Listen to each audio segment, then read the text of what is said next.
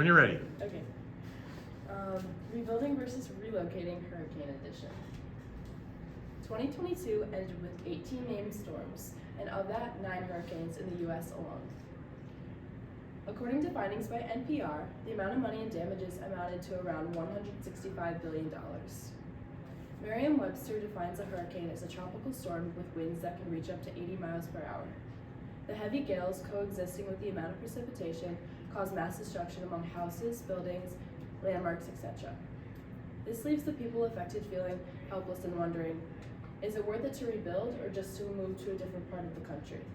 While the answer will vary depending on a person's current means, what is the most logical answer? It is no lie that moving anywhere is not cheap.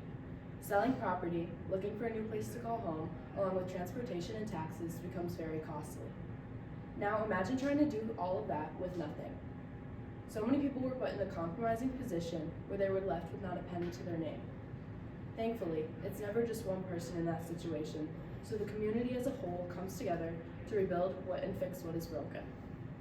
Hurricanes, although terrible, are one of those traumatic events that create bonds between people that would probably have never previously existed. In a TED Talk given by Julia Watson, she talks about the importance and application of resilience to build a sustainable future. Resilience can be defined as the capacity to withstand or recover quickly from difficulties. Watson mentions how she visited northern India a few years back and encountered true adaptation and resilience in the flesh. There's a massive forest overlooking the plains of Bangladesh and the village in which the Khasi people live. The forest receives more rainfall than anywhere else on planet Earth. Because of this, the Khasi people had to learn how to handle the heavy precipitation dating back to thousands of years ago. One of the things that helped them thrive as a civilization was their invention of the living root tree bridges. A root tree bridge is created by guiding and growing living root trees and scaffolding them tightly. This helps to avoid walking in the monsoons during flooding season. This tradition started about 1,500 years ago and is still practiced today by the Khasi men and women.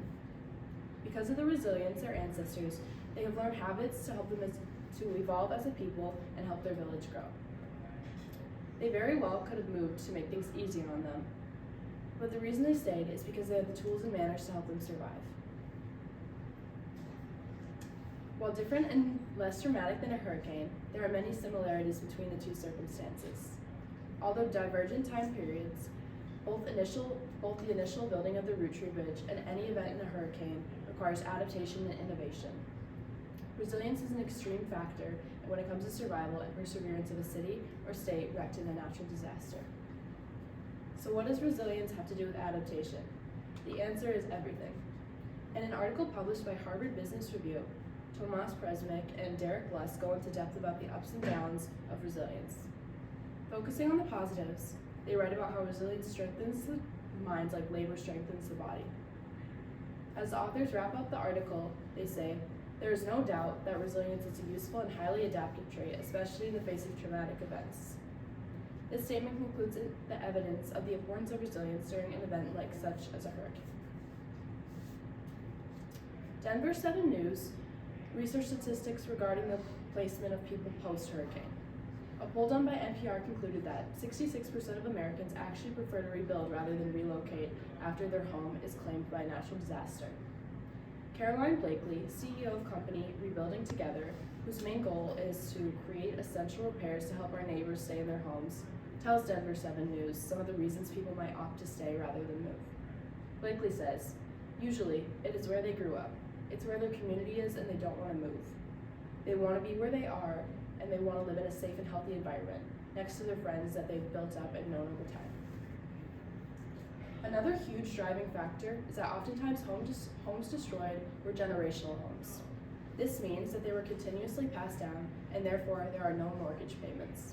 This makes living significantly less costly and fuels interest in rebuilding. NPR data also states that 30% of Americans that have been impacted by a natural disaster in the past 2 years. Blakely shares that Rebuilding Together recently moved a man back into his home after 11 years of homelessness. There's a lot of legality behind owning and building a home, but at the end of the day, it's almost 100% more cost effective. On the other hand, moving is also an option. Dorothy Lang was a well-known photographer who gained her popularity around the time of the Great Depression. Her most famous photo is one the majority of people have seen. It's titled Migrant Mother. The black and white photo encapsulates a mother with her 3 children, clearly struggling. From the moment it appeared on the pages of San Francisco newspaper in March 1936, the image came to symbolize hunger, poverty, and hopelessness endured by so many Americans during the Great Depression. In the picture, the woman has a grave look on her face as if she is staring at everything she left behind. The Great Depression was hard for everybody, especially the lower and middle classes. Even today, nothing has changed in that regard. When a traumatic, unfamiliar event happens, wealthy people hardly suffer. They are just able to buy themselves out through tough situations. Their migrant mother, although just a picture, tells a story. So, all of this poses the question, which is better, to rebuild or to relocate? Honestly, there is no definitive answer. Thankfully, these situations are pretty rare, but if it was to ever happen, it would be up for the person to decide what is ultimately best for them, the best choice for them. At the end of the day, it is a personal choice and should be made with caution and care. But knock on wood, it's not a decision most people have to make.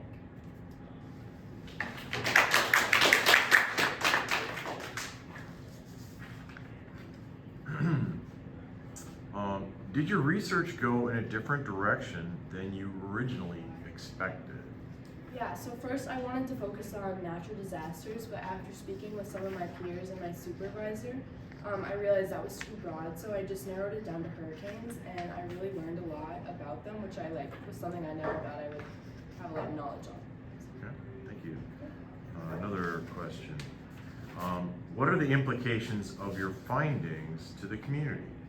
Well, I wouldn't say that there are a lot because, we live in Minnesota, so there aren't a lot of chances of hurricanes hitting here, but I definitely believe that it is important to people outside just kind of watching the situation, to watch them unfold. And it's our job to come together and donate money or send things down, or just a service project that might help the people that are affected by hurricanes. Okay, thank you. Another round of applause.